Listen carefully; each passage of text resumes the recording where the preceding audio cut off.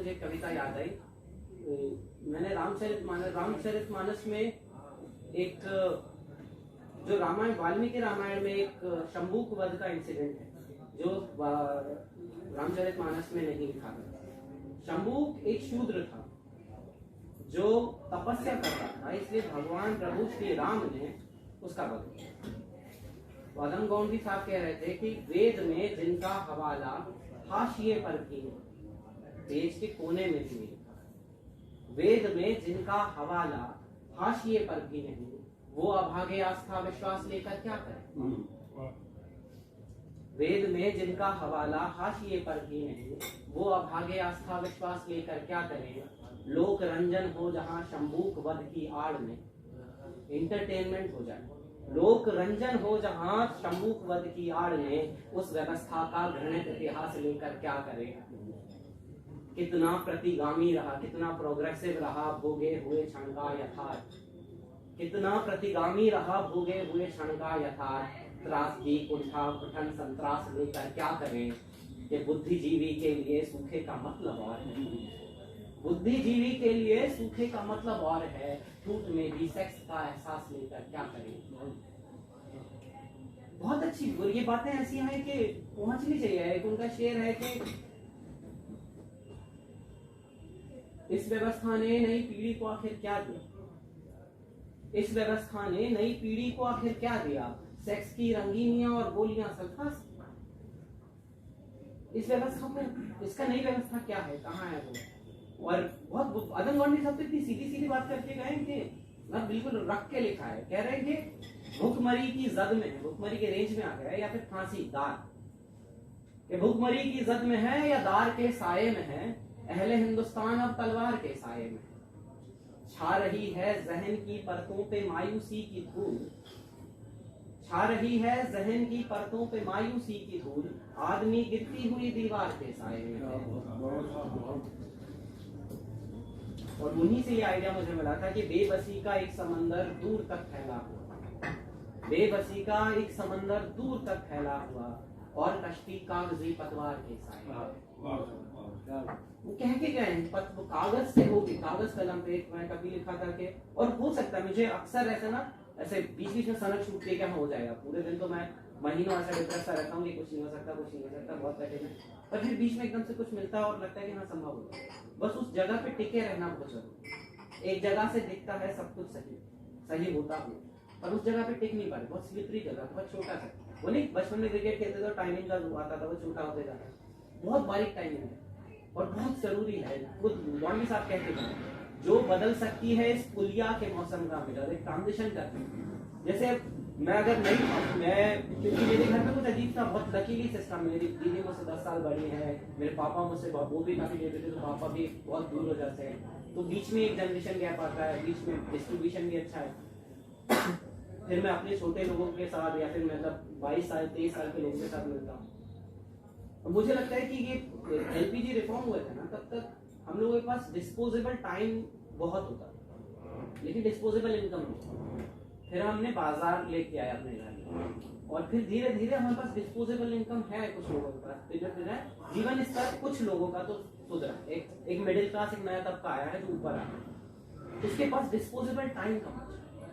और जो बचा है उसके लिए, क्योंकि डिस्पोजेबल टाइम की तरफ उन जनरेशन ने बिल्कुल ध्यान नहीं दिया, तो उसमें क्या इंटरटेनमेंट होंगे, किस तरह से चीजें जाएंगी, कहाँ आप अपना वक्त बिताएंगे, आपस में मिलना जुलना, जो सोसाइटी का कंसेप्ट था वो बहुत ढीला।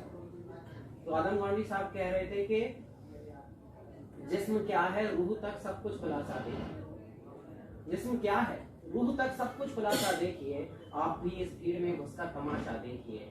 जो बदल सकती है इस पुलिया के मौसम का मिजाज। इससे मैं जब जाग जाता हूँ कई बार, कैसा लगता है गाली तो मेरे को मारते हैं। जो बदल सकती है इस पुलिया के मौसम का मिजाज, उस युवा पीढ़ी के चेहरे की हताशा देखिए। तो हताशा सर उनको बात करना, विनोद कुमार चौधरी आपकी तरफ ध्यान जाता है, और हताशा से एक व्यक्ति बैठे हैं, मुझे एकदम से याद आती है कि मुझे याद नहीं है, मुझे मतलब ऐसा लग रहा है वो कविता मुझे बुला रही। और ऐसे मैंने कभी कोई बहुत कम किताबें मिली, लेकिन कविताएं ऐसी नहीं थी कि अरे ये तो गजब कर दिया, ये तो क्या कर दिया है, ये तो कैसे लिखते हो, बहुत बहुत पागल हो गया मैं। अक्सर मेरे दिन ऐसे बीते। जैसे एक टाइम था, मैं अदम गौंडी साहब की जो बात कर रहा था, उन्होंने कहा वेद में जिनका हवाला हाशिए पर भी है वो अभागे आस्था विश्वास नहीं करता। उनकी एक कविता है चमार की गली, और क्या स्क्रीन प्ले लिखा भाई साहब, जिसको आदमी को कैमरे की जरूरत है। आप में से किसने नहीं सुनी? अगर एक इंसान भी है तो मैं सुनाऊं। अदम गौंडी साहब कह रहे हैं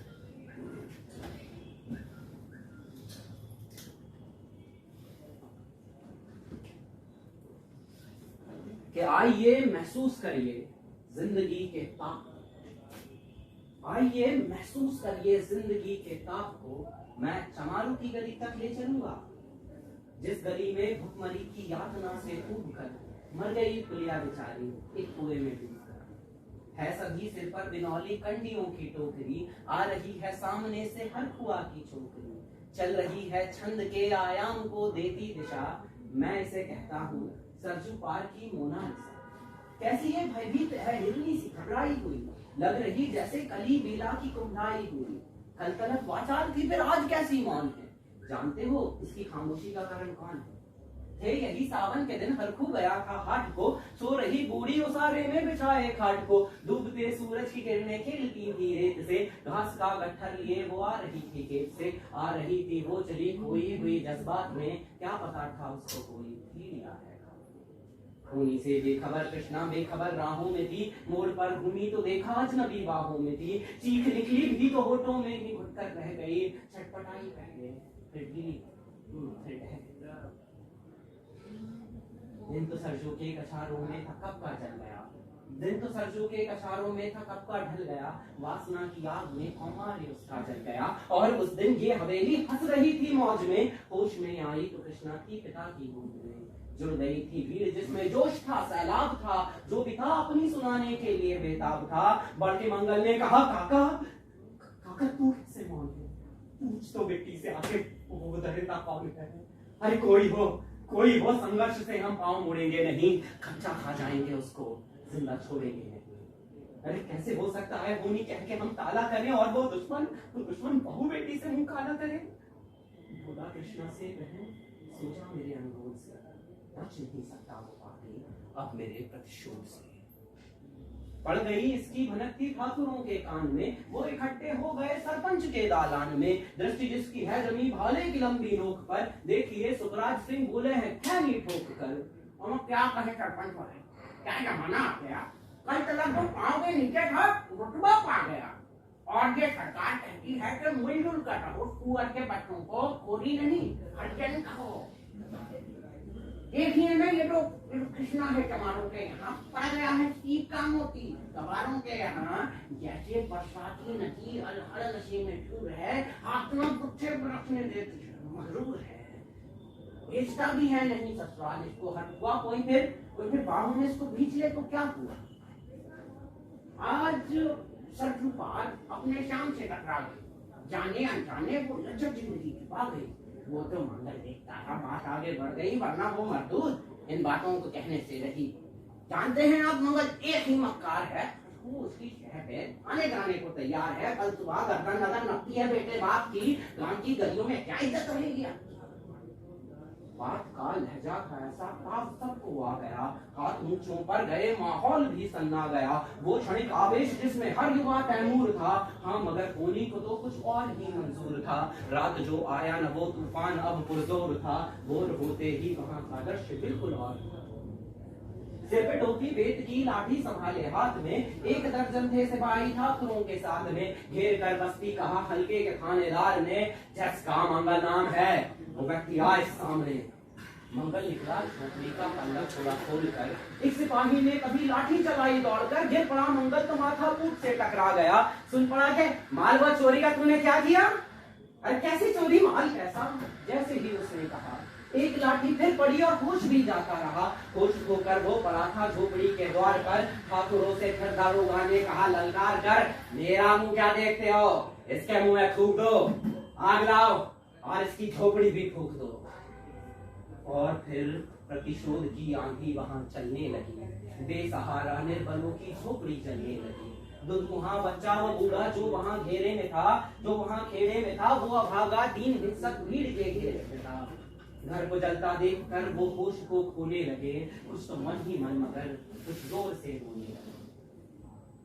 कह दो इन कुत्तों के पिल्लों से कहतराए नहीं, हुक्म जब तक मैं न दूं कोई कहीं जाए नहीं। ये दरोगा जी थे मुझसे शब्द झड़ते फूल से, आ रहे थे ठेलते लोगों को अपने रूल से। फिर दहाड़े इनको डंडों से सुधारा जाएगा, ठाकुरों से जो भी टकराया वो मारा जाएगा। एक सिपाही ने कहा साइकिल किधर को मोड़ दें, होश में आया नहीं मंगल, कहो तो छोड़ दें। बोला थानेदार मुर्गे की तरह मत बांध दो, होश में आया नहीं तो लाठियों पर टांग दो। ये समझते हैं कि ठाकुर से उलझना खेल है, ऐसे पाजी का ठिकाना घर नहीं है जेल है। पूछते रहते हैं मुझसे लोग अक्सर ये सवाल, पूछते रहते हैं मुझसे लोग अक्सर ये सवाल, कैसा है कहीं ना सरजू पार की कृष्णा का हाल। उनकी उत्सुकता को शहरी नग्नता के ज्वार को, सड़ रहे जनतंत्र के मक्कार पैरोकार को, धर्म संस्कृत और नैतिकता के ठेकेदार को, प्रांत के मंत्री गणों को, केंद्र की सरकार को मैं निमंत्रण दे रहा हूं आए मेरे गांव। मैं निमंत्रण दे रहा हूं आए मेरे गांव में, तट पे नदियों की घनी अमराइयों की छांव में। गांव जिसमें आज पांचाली उघाड़ी जा रही, या अहिंसा की जहां पर नख उतारी जा रही है। तरसते कितने ही मंगल लंगोटी के लिए, बेचती हैं जिस्म कितनी कृष्णा रोटी के लिए। आइए महसूस करें जिंदगी के ताप को, मैं चमारों की बेचती हूँ। है या उनकी आवाज उन तक कैसे पहुंचाऊं, मैं कैसे रहूं गाँव में, कैसे घूमूं। और मेरे पास कोई और काम नहीं कि मैं पूरा दिन कर सकता हूँ। मैंने किया है कई लोगों को, अगर कोई गलत फंस गया तो फिर वो फंस गया, उसने सुनी है। मेरे को याद नहीं कि मैंने कोई कन्वर्सेशन में ना कविता